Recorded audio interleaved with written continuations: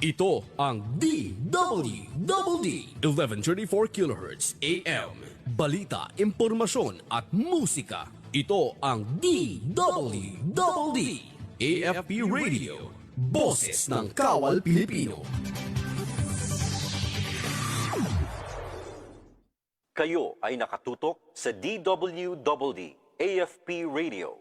Kami po ay kasapi ng KBP, Kapisanan ng mga Broadcaster ng Pilipinas. Sa dami ng mga nangyayari ngayon, sigurado ka bang tama ang lahat ng naririnig at nababasa mo? Bago ka mag-react o mag-share, think ka muna! Ang Think Ka Muna Pilipinas ay isang media and information literacy advocacy campaign ng MediaQuest kasama ang KBP at ang himpilang ito na nagpapaalala sa atin na mag-pause, mag-isip-isip at kumilos ng may alam. Dahil ang goal, isang mas informed, listo at responsableng Pilipinas. Think Ka Muna Pilipinas! Dahil sa atin magmumula ang isang mas mapanuring bansa.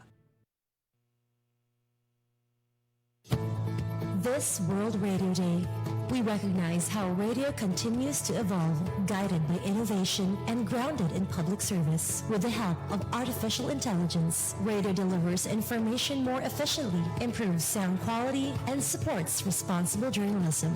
Yet at its core, radio remains deeply human, a trusted voice, a companion in times of need, and a bridge that connects communities. As technology advances, radio's commitment to truth, service, and the public good remains unchanged. This World Radio Day, we celebrate radio and artificial intelligence working together to better serve the public. Happy World Radio Day!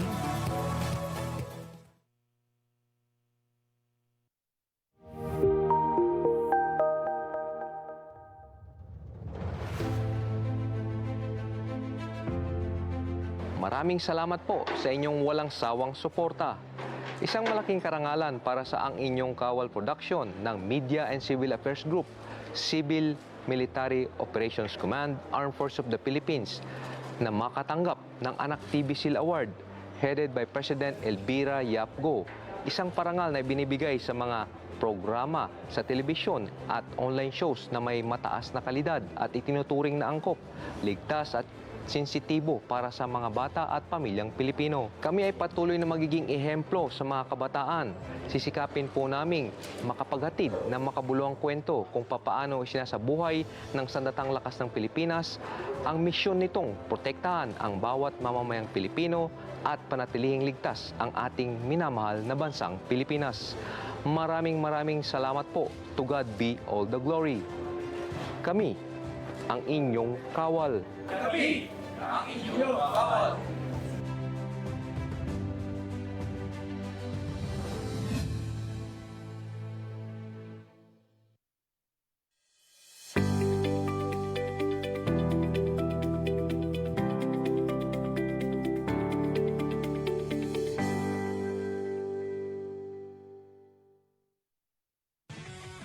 Mga katropa, para lagi kang updated sa inyong sandatahang lakas ng Pilipinas, siguraduhin naka-like at follow ka sa AFP Radio DWDD Facebook page at nakatune in sa 1134 kHz AFP DWDD.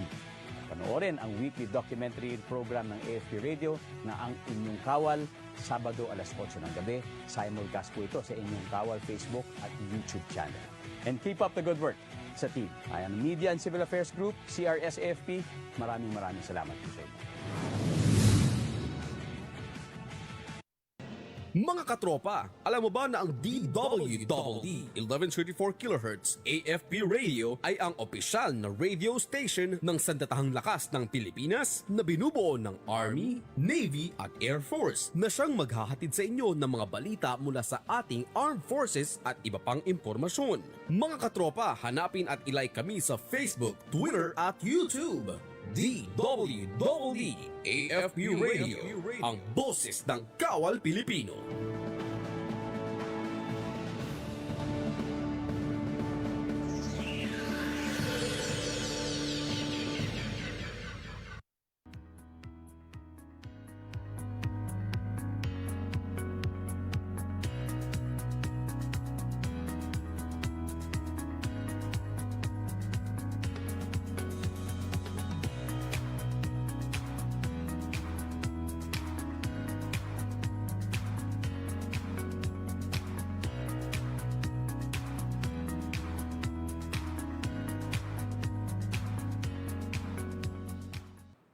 Magandang hapon, Pilipinas. Ngayon ay araw ng Martes. Tayo po ay muli na namang magkakasama-sama sa ating programang Pulis at Komunidad dito sa DWDD AFP Radio, ang boses ng Kawal Pilipino. Ako po ang inyong tagapag-ugnay, Patrolwoman Sari Bernales. At ito ang programang Pulis at Komunidad.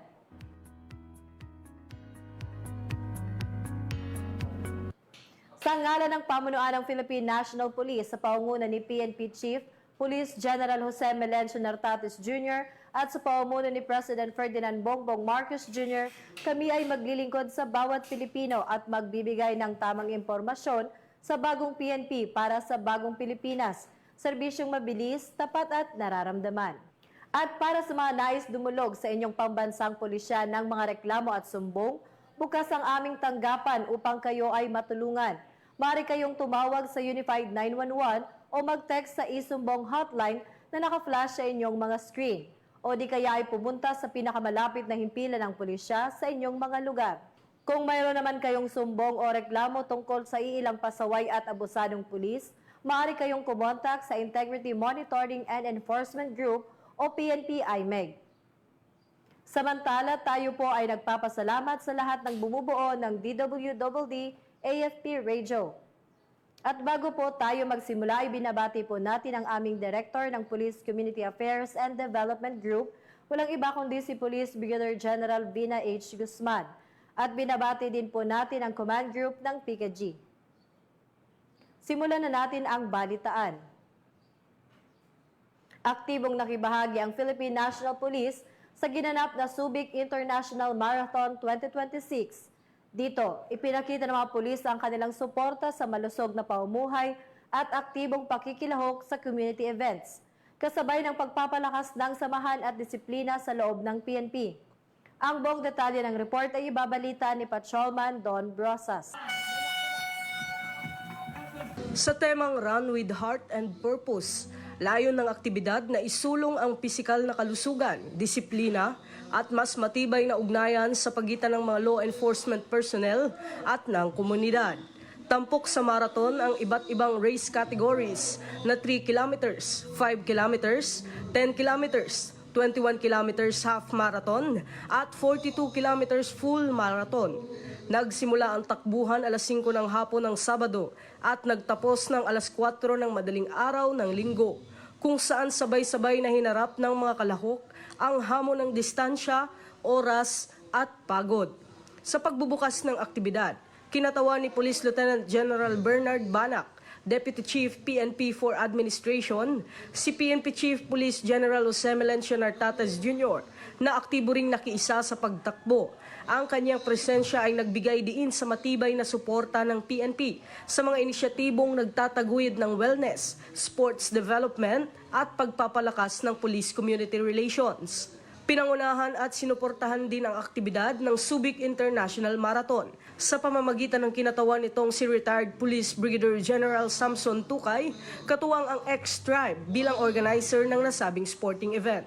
Aktibo ring nakiisa sa naturang marathon si Police Brigadier General Marvin Joe Saro, Deputy Chief ng DPCR, kasama si Police Brigadier General Vina Guzman, Director ng Police Community Affairs and Development Group, kasama ang kanyang command group.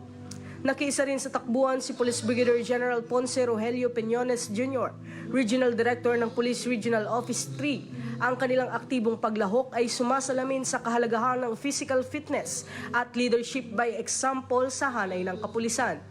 Ang malawak na partisipasyon ng mga pulis mula sa iba't ibang unit ay patunay ng patuloy na pangako ng PNP na panatilihin ang pisikal na kahandaan ng mga tauhan, kasabay ng pagpapalakas ng ugnayan sa komunidad sa pamamagitan ng positibo at makabuluhang mga aktibidad. Higit pa sa pagiging isang pagsubok ng lakas at tibay, nagsilbi ang Subic International Marathon 2026 bilang plataporma ng pagkakaisa, resiliency at teamwork ng mga pulis at sibilyang runners. Alinsunod sa PNP Focus Agenda na naglalayong hubugin ang isang responsibo, people-centered at mapagkakatiwalaang serbisyo pulis bilang ambag sa nation building at sa hangarin ng isang bagong PNP para sa bagong Pilipinas, serbisyong mabilis, tapat at nararamdaman. Maraming salamat, Patrolman Brosas. Mahigit 3,500,000 pisong halaga ng shabu ang nakumpiska ng mga pulis sa isinagawang buy-bust operation sa Iloilo. Arestado rin ang mga sospek na sangkot sa iligal na droga, habang patuloy ang investigasyon upang tukuyin ang buong network ng operasyon. Patrol Woman Charmaine Balunsat sa report. Nasamsam ang tinatayang 515 gramo ng hinihinalang shabu na nagkakahalaga ng humigit kumulang 3,502,000 pesos sa ikinasang drug buy-bust operation ng Provincial Drug Enforcement Unit Team 2 ng Iloilo Police Provincial Office sa pakikipagtulungan ng Pasig City Police Station at ng Provincial Intelligence Unit sa Gawad Kalinga, Barangay Agdahon, Pasig City, Iloilo. Nito lamang ika-6 ng Pebrero taong kasalukuyan. Ayon kay Police Major Daji De Lima, hepe ng Provincial Drug Enforcement Unit, kinilala ang mga naarestong suspect na sina alias Danny, 60 taong gulang, may asawa, itinuturing na high-value individual ng Provincial Drug Enforcement Unit ng Iloilo Police Provincial Office. At si alias Giselle, 54 na taong gulang, may asawa, isang street-level individual, mga parehong walang trabaho at residente ng probinsya ng Iloilo. Nakumpiska sa operasyon ng 6 na plastic sachet na naglalaman ng hinihinalang shabu, buy-bust money at iba pang mga non-drug items. Kasalukuyang nasa kustudiyan na ng Pasig City Police Station ang mga arestado at maharap sa kasong paglabag sa Republic Act 9165 o ang Comprehensive Dangerous Drugs Act of 2002. Patuloy ang dedikasyon ng kapulisan ng Western Visayas na protektahan ang komunidad laban sa panganib ng iligal na droga upang mapanatili ang kaligtasan ng bawat mamamayan. Maraming salamat, Patrol Woman Balunsat. Isang lalaki ang nasawi matapos masagasaan ng bus habang tumatakas sa mga pulis. Patuloy ang investigasyon ng mga otoridad upang alamin ang buong pangyayari at ang dahilan ng pagtakas ng sospek. Yan ang balita ang aking tinutukan. Patay ang isang lalaking nakaposas matapos masagasaan ng pampasaherong bus habang tinatangkang tumakas mula sa mga pulis sa Domestic Road, Pasay City noong 7 ng Pebrero. Ayon sa ulat, hawak ng Highway Patrol Group ang suspect upang dalhin sana sa PNP Camp Crame upang i-turn over matapos maaresto sa bisa ng warrant of arrest na inisyu ng Zamboanga RTC Branch 16. Bandang alas 7 ng umaga, biglang umanong tumakbo ang lalaki ngunit nabangga at nasagasaan ng bus na naging sanhi ng kanyang agarang pagkamatay. Patuloy ang pagkalap ng CCTV footage ng mga investigador upang linawin ang insidente. Ito ang bagong PNP para sa bagong Pilipinas, serbisyong mabilis, tapat at nararamdaman. Aktibong nagsasagawa ng rescue at public safety operations ang Catanduanes PNP kasunod ng malakas na pag-ulan sa lalawigan. Layunin ng mga pulis sa tiyakin ang kaligtasan ng mga residente at maiwasan ang anumang sakuna habang patuloy ang monitoring sa mga lugar na lubhang apektado ng masamang panahon. Tinutukan niya ni Police Staff Sergeant Mercolito Levendido Jr. Narecover ng Quezon City Police District ang mga baril na ginamit sa pagpatay kay PSG Dayan Molinido sa isang follow-up operation sa Barangay Kaligayahan, Novaliches, Quezon City. Kabilang sa mga nakumpiska ang isang 45 caliber pistol, 3 magazine, pocket gun, at 55 na bala, pati na rin ang pares ng plaka ng sasakyan na binibiripika pa sa LTO. Nakuha ang mga ebidensya sa bahay ng ina ng nasibak na pulis na si Christian matapos magbigay ng impormasyon ang kanyang kapatid. Nasa kustodiya na ng QCPD-CIDU ang mga baril para sa forensic examination. Matatanda ang pinaslang si Molinido at ang kanyang 8 anyos na anak at itinapon sa Bulacan at Tarlac, na kinasasangkutan umano ni Christian at ang misis niyang si Pia, kapatid na si Maribel at helper na si Jill. Ito ang bagong PNP para sa bagong Pilipinas, serbisyong mabilis, tapat at nararamdaman. Agarang nagsagawa ng search and rescue operation ang Catanduanes 2nd Provincial Mobile Force Company katuwang ang Municipal Disaster Risk Reduction and Management Office ng Viga Catanduanes matapos matrap ang isang residente sa loob ng kanyang bahay dulot ng pagbaha sa Barangay San Isidro, Viga Catanduanes bandang alas 10:50 ng umaga. Ang insidente ay bunsod ng tuloy-tuloy na malakas na pag-ulan na nagdulot ng mabilis na pagtaas ng level ng ng tubig sa lugar. Rumesponde ang 8 tauhan ng Catanduanes 2nd Provincial Mobile Force Company sa pangunguna ni Police Corporal Ignacio Torres Jr. sa ilalim ng pamumuno ni Police Major Lester V. Kililan, OIC Assistant Force Commander, katuwang ang MDRRMO Viga upang mailigtas ng apektadong residente. Bukod sa rescue operation, nagsagawa din ang mga tauhan ng traffic management sa mga apektadong kalsada at nakipag-ugnayan sa mga opisyal ng barangay para sa paglagay ng mga barricade at babala upang maiwasan ng aksidente at masiguro ang kaligtasan ng publiko.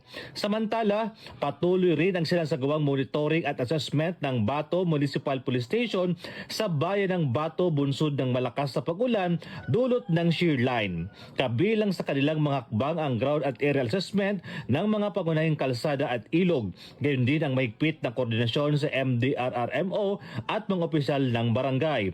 Patuloy ang pagbabantay ng mga otoridad upang matiyak ang kahandaan sa anumang posibleng paglala ng sitwasyon habang pinapayuhan ang publiko na manatiling alerto at sumunod sa mga biso ng kinauukulan. Maraming salamat, Police Staff Sergeant Lovendino Jr. Inaresto ng otoridad ang isang senior citizen matapos kasuhan ng 105 counts of rape. Ayon sa ulat, naharap na ngayon ang suspect sa matinding kaso habang patuloy ang investigasyon upang alamin ang kabuuang saklaw ng kanyang krimen. Yan ang balitang muling aking tinutukan. Inaresto ng Cagayan Police Provincial Office ang isang 67 anyos na lolo sa Lakapan, Cagayan matapos masampahan ng 105 counts ng rape, 105 counts ng sexual assault at 3 counts ng acts of lasciviousness laban sa kanyang 12 anyos na apo. Ayon sa pulisya, nagsimula ang pang-aabuso noong 7 gulang pa lamang ang biktima noong 2020. Hindi agad nakapagsumbong ang bata dahil sa banta ng suspect na papatayin siya. Nang maglakas loob ang biktima na magsumbong sa kanyang ina sa pamamagitan ng chat, agad na nagsampa ng reklamo ang ama na humantong sa pagkakaaresto ng suspect na itinuturing ding top 3 most wanted person sa Cagayan Valley.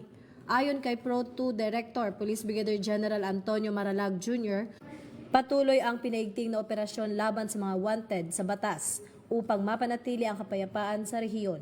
Ito ang bagong PNP para sa bagong Pilipinas, serbisyong mabilis, tapat at nararamdaman. 2 sanggol ang ligtas na nasagip ng Philippine National Police Women and Children Protection Center sa magkakahiwalay na entrapment operations. Ayon sa PNP, isinagawa ang operasyon upang iligtas sa mga biktima mula sa pang-aabuso at matiyak ang kanilang agarang kaligtasan, habang naharap naman sa ukulang kaso ang mga suspect na sangkot sa insidente.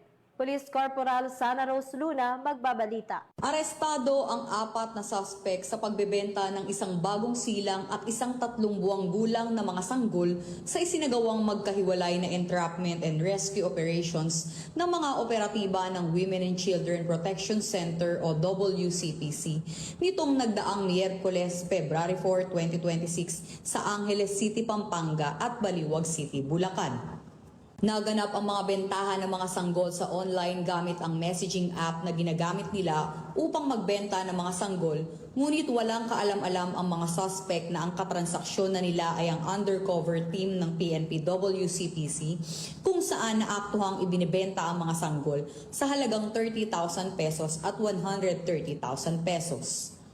Sa patnubay ni Police Brigadier General Maria Sheila T. Portento, hepe ng WCPC, kasama ang mga operatiba ng Luzon Field Unit nito sa pangunguna ni Police Lieutenant Colonel Evangeline P. Ortiz, ay kaagad na nagsagawa ng investigasyon sa nasabing impormasyon na nagresulta sa matagumpay na pagkakadakip sa mga nasabing suspect.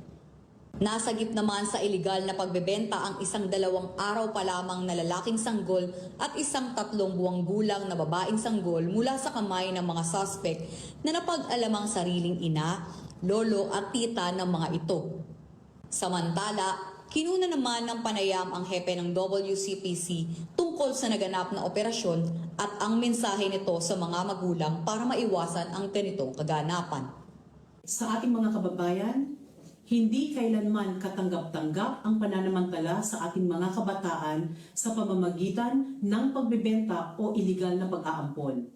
Ang PNP Women and Children Protection Center ay mananatiling mahigpit at walang humpay ang kampanya laban sa lalabag ng karapatan ng mga kababaihan at mga kabataan. Patuloy naming paiigtingin ang aming mga operasyon at pakikipagtulungan sa mga ahensya upang mapangalagaan at maproteksyonan ang kanilang mga karapatan. Nasa kustudiya ngayon ng PNP-WCPC ang naturang mga suspect, habang ang mga biktima naman ay nasa pangangalaga na ng DSWD. Huwag mag-atubiling magsumbong sa tanggapan ng WCPC kaugnay ng ganitong aktibidad gaya ng paglabag sa Republic Act 9208 o Anti-Trafficking in Persons Act na may kaparusahang habang buhay na pagkakakulong at multang umaabot sa 5 milyong piso, at paglabag sa Republic Act No. 7610 o Special Protection of Children Against Abuse, Exploitation, and Discrimination Act na may kaparusahang pagkakakulong hanggang 40 years at multang umaabot sa 1 milyong piso, depende sa bigat ng paglabag. At kung may nais kayong isumbong kay Aling Pulis, maaari kayong tumawag o mag-chat sa aming WCPC helpline. Maraming salamat, Police Corporal Luna. Narecover ng Quezon City Police District ang baril na ginamit sa pagpatay sa mag-inang Molinito. Yan muli ang balitang aking tinutukan. Inatasan ng Philippine National Police ang kanilang mga unit commanders na palakasin ang kampanya laban sa smuggling ng sigarilyo sa buong bansa. Layunin ng hakbang na ito na pigilan ang iligal na pagpasok ng mga produkto at maprotektahan ang kita ng gobyerno. At tiyakin din ang kaligtasan ng mamayan laban sa panganib ng ipinagbabawal na produkto. Patrolman Adrian Dayaw magbabalita. Inatasan ni PNP Chief Police General Jose Melencio Nartates Jr. ang lahat ng police unit ang mas minaigting na kampanya laban sa smuggling na sigarilyo sa buong bansa. Ayon kay Police General Nartates, ginagamit ng mga smuggler ang mga strategic transit at storage hubs lalo na sa Central Luzon at ilang bahagi ng Mindanao dahilan upang mawala ang bilyong-bilyong buwis na mula sa gobyerno. Ang direktiba ay kasunod ng mga operasyon na nagresulta sa pagkakasamsam ng mahigit 100 milyong piso na halaga ng smuggled cigarette sa Bulacan at Davao del Sur. Noong Pebrero 6, nasabat ng CIDG ang 80 milyong pisong halaga ng iligal na sigarilyo sa Marilao, Bulacan, habang 22 milyong piso naman ang nasamsam sa Digos City, Davao del Sur. Giit ni PNP Chief, papanagutin hindi lamang ang mga runner kundi pati na ang mga financer at mastermind sa likod ng iligal na kalakalan. Ito ang bagong PNP para sa bagong Pilipinas, serbisyong mabilis, tapat at nararamdaman. Maraming salamat, Patrolman Dayaw. 6 na katao ang naaresto sa isang bypass operation na ikinasa ng mga otoridad sa Oton, Iloilo matapos makumpiskahan ng halos sa 1.5 milyong halaga ng hinihinalang shabu. Patrolwoman Julibel Albior sa report.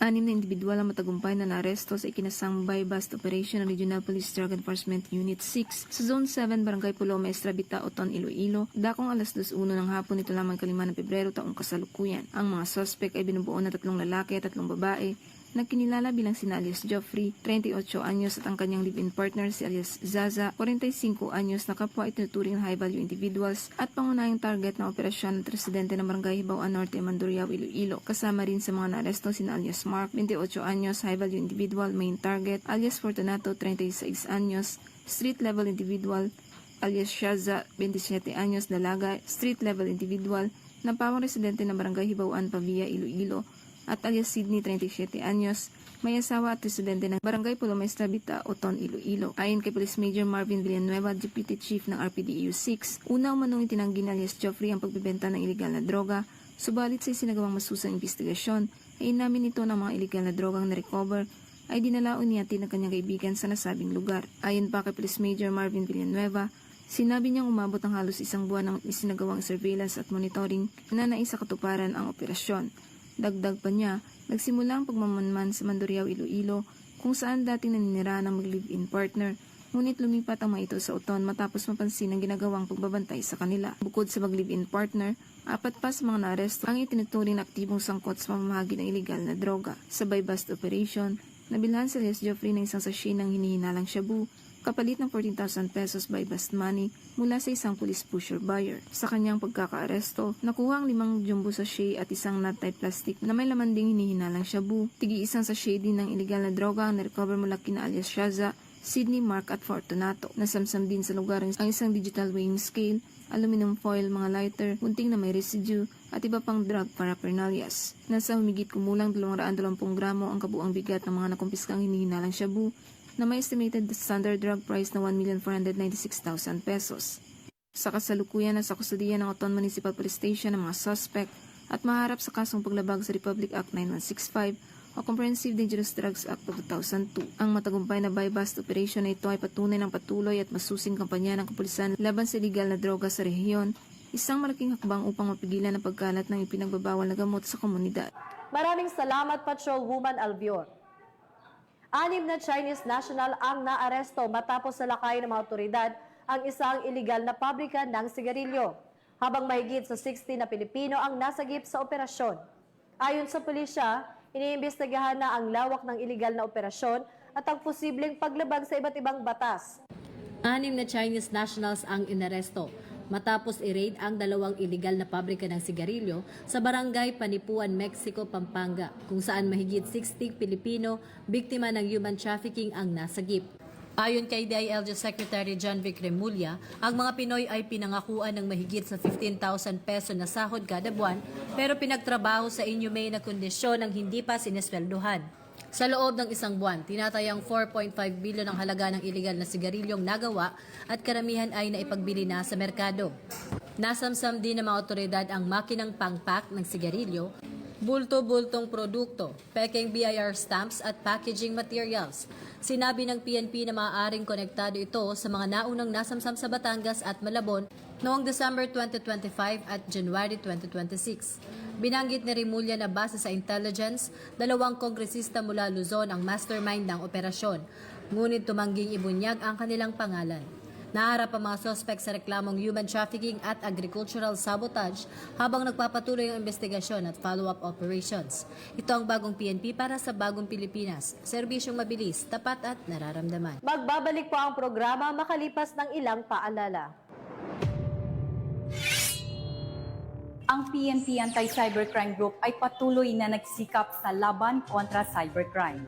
Mula ikalawa hanggang ikawalo ng Enero ng taong kasalukuyan, ang PNP ACG ay nagsagawa ng matagumpay na 21 police operations, kabilang ang 6 na pagsisilbi ng warrant of arrest at 15 entrapment operations na nagresulta sa pagkakaaresto ng 21 individual habang 2 minor de edad naman ang matagumpay na na-turn over sa DSWD. Upang mapanatili ang kaligtasan sa cyberspace, ang PNP ACG ay nagpatupad ng 431 cyber patrolling sa mga online platforms. Samantalang 6 na electronic devices naman ang sumailalim sa digital forensic examination. Bukod dito, naghain ng ACG ng 30 cybercrime cases na kinabibilangan ng 19 na regular filing at 11 inquest proceedings. Muling pinagtitibay ng PNP ACG ang pangako nitong patuloy na protektahan ng publiko at panatilihin ang isang ligtas at secure na cyber environment. Mula dito sa PNP Anti-Cybercrime Group, ako po si Patrolwoman Mary Grace Arquizuela, ang inyong cyber patroller.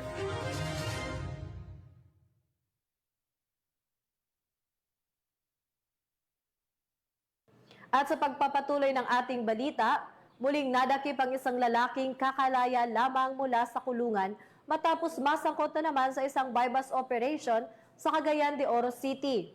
Ayon sa pulisya, nasamsam sa sospek ang inihinalang iligal na droga at naharap na naman siya sa panibagong kaso. Yan ang hatid ni Patrolwoman Jane Rose Bohol. Wala pang isang buwan ng kakalaya. Balik kulungan ang isang lalaki matapos mahulihan ng mahigit 400,000 pisong halaga ng iligal na droga. Arestado ang isang lalaki matapos masamsama ng humigit kumulang 60 gramo ng hinihinalang shabu sa ikinasang buy-bust operation ng RPDEU Team 1, PDEA 10, Regional Intelligence Division 10 at PDIG 10. Sa Zone 3 Pinikitan, Barangay Kamaman-an, Cagayan de Oro City. bandang alas 7:37 ng gabi noong Pebrero 3, 2026. Nakumpiska mula sa suspect ang isang maliit na sachet ng shabu na ginamit bilang buy-bust item, 3 maliliit na sachet, 2 malalaking sachet ng hinihinalang shabu, 1 unit ng Redmi cellphone, at 1 1,000 pesos bill na ginamit bilang marked money. Tinatayang nasa 408,000 pesos ang halaga ng nasabat na iligal na droga. Ayon sa nakalap na impormasyon ng pulisya, wala pang 1 buwan mula nang makalaya ang suspect mula sa Purok Malipayon Male Dormitory ng Lumbia Jail. Bago ito muling masangkot sa iligal na droga, mahaharap ang suspect sa reklamong paglabag sa Comprehensive Dangerous Drugs Act of 2002. Kasalukuyang nasa kustodiya na ng Maharlika Detention Facility ang suspect, habang ang mga nakumpiskang iligal na droga ay dadalhin sa Regional Forensic Unit 10 para sa eksaminasyon ng ebidensya. Maraming salamat, Patrolwoman Bohol. Pinaigting ng Philippine National Police ang kanilang pagsisikap upang maaresto si Atong Ang na kasalukuyang pinaghahanap pa rin ng mga otoridad. Yan ang balitang hatid ni Patrolman Edwin Baris. Tiniyak ng Philippine National Police na nanatiling itong porsigido sa pagdadala sa hustisya ng negosyanteng si Atong Ang habang pinuri ang pamahalaan ng Cambodia sa pagberipika ng impormasyon kaugnay sa galaw ng wanted na akusado.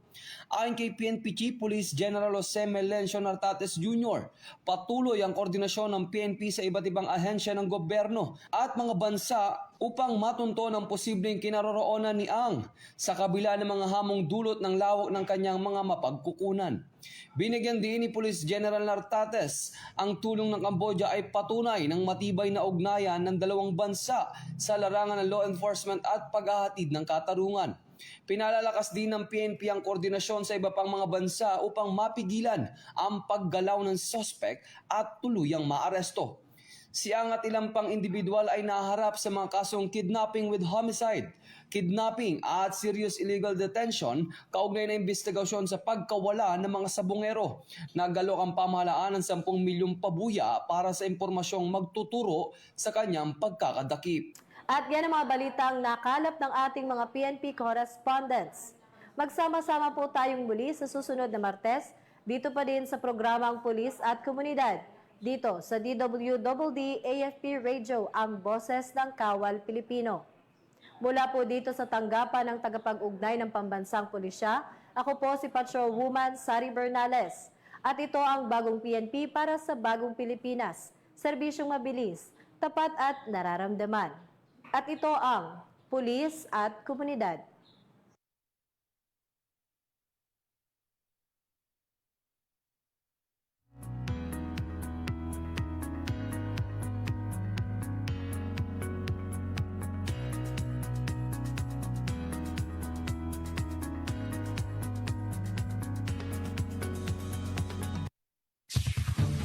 Ito ang DWDD 1134 kHz AM. Balita, impormasyon at musika. Ito ang DWDD AFP Radio. Boses ng Kawal Pilipino. Kayo ay nakatutok sa DWDD AFP Radio. Kami po ay kasapi ng KBP, Kapisanan ng mga Broadcaster ng Pilipinas.